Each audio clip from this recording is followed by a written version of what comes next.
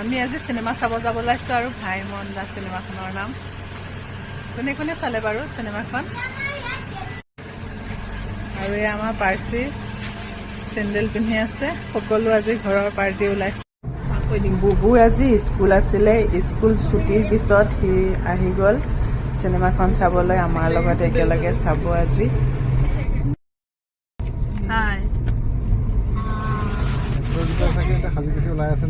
Dress change কৰি ললো এতিয়া মই ধুনীয়াকে ড্ৰেছ স্কুলৰ ড্ৰেছ।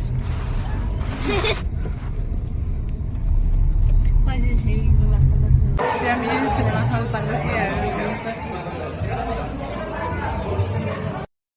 সন্ধিয়া 5টা বজাৰ পৰা আমাৰ চিনেমাৰ শ্ব'টো আছিলে আৰু অনলাইনতে আমি টিকেট কাটি লৈছিলোঁ।